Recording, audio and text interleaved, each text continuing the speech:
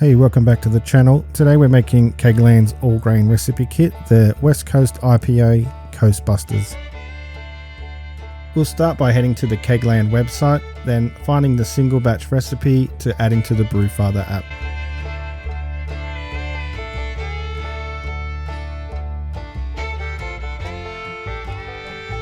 The grain bill for this recipe is 4.6 kilograms of extra pale Maris Otter malt, 500 grams of Munich, and 250 grams of Caramunich. For the hops, we are using a total of 100 grams of Simcoe and a total of 75 grams of Amarillo.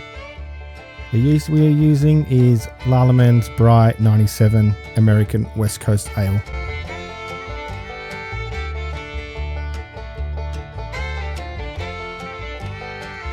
So you can see here what's included in the kit: a bag of pre-milled grains. You can select unmilled if you like. All of the required hops. And lastly, the yeast with a fairly neutral flavour profile. Adding in 22 litres into the mash tun.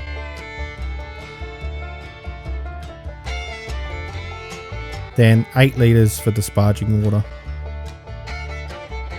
Setting the strike temp to 71 degrees Celsius or 160 degrees Fahrenheit.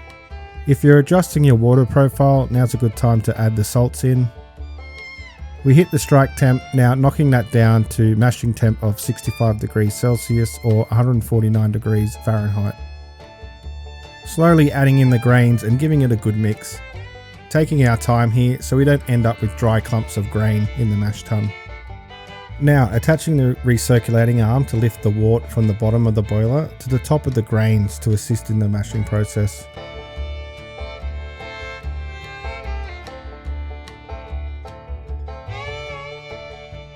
Going to let this mash for 60 minutes while giving it a stir every 15 minutes.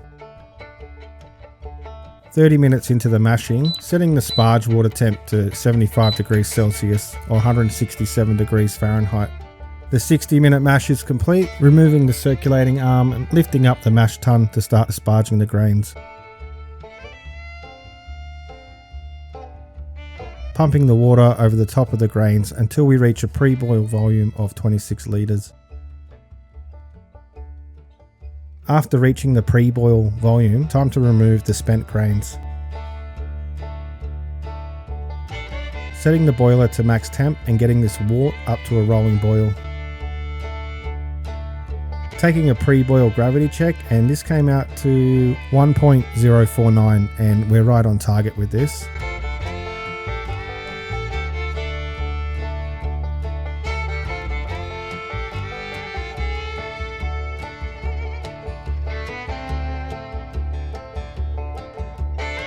We have reached that rolling boil. Time to add in the hop spider so it gets sanitized in that boil. Starting the 60-minute timer, adding in the first hop additions of 25 grams of Simcoe.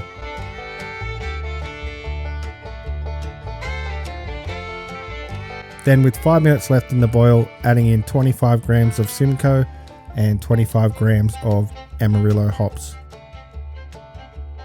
With the 60-minute boil completed, removing that hop spider and starting the cooling process. Connecting the plate chiller to the boiler, then giving our equipment a spray down with sanitizer to keep our wort disease free.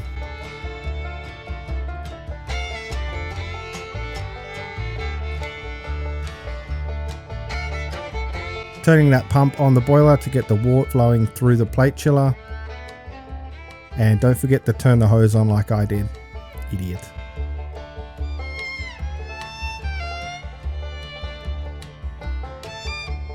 After hitting the desired temp of 25 degrees Celsius, adding in the yeast and giving the wort a splash around to help spread around that yeast.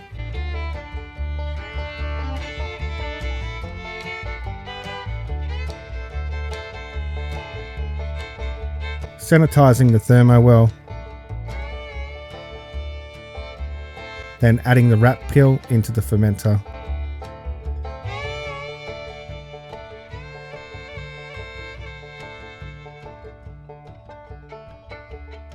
As I was sanitizing the fermenter cap, I realized I didn't take a post-boil gravity check, so I better do that, and it came out at 1.056. Getting that cap on tight, then into the fermenter fridge.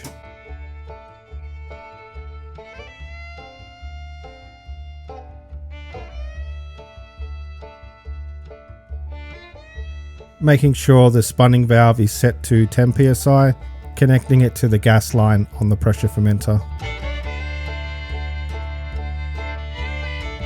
Now setting the fermenter fridge to 20 degrees Celsius. 12 days later, it's time to add in the dry hop additions. For this, we're using 50 grams each of Amarillo and Simcoe. Taking off that spunning valve and opening up the fermenter. I've put all the hops into a bowl to make it a little easier to add them in.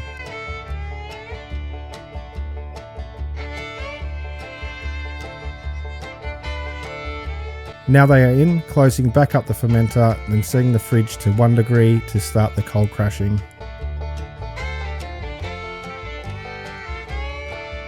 Inside the Brewfather app, looking at the fermenting data from the rat pill, we can see that the yeast did most of the work over the first couple of days, then only losing a couple of gravity points over the next week and a half. And here, this is where we dry hopped and cold crashed.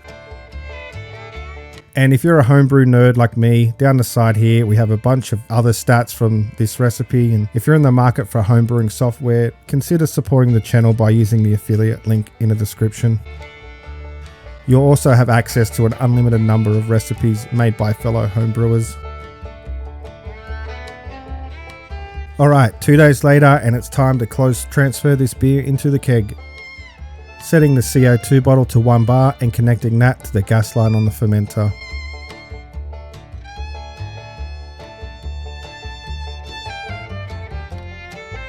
Connecting the beer line to the fermenter and the keg.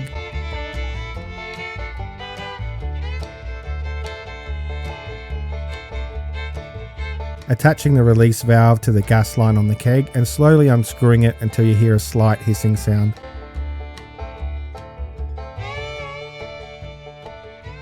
Once the beer hits the release valve, pop it off and we can now force carbonate this keg. Crank the CO2 bottle up to 3 bar.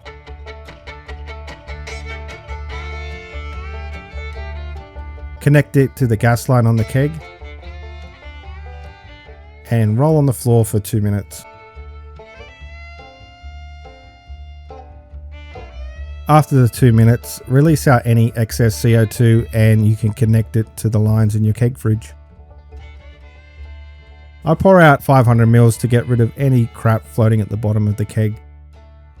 Now, here are my notes on what I thought about KegLand's all-grain recipe kit, the West Coast IPA Coastbuster. This bright and aromatic brew features a smooth malt backbone from the extra pale Maris Otter, with Munich and Caramunich adding a touch of sweetness and depth. The Simcoe and Amarillo hops bring vibrant citrus pine and stone fruit notes, with layers of flavour from a carefully timed boil and a generous dry hopping.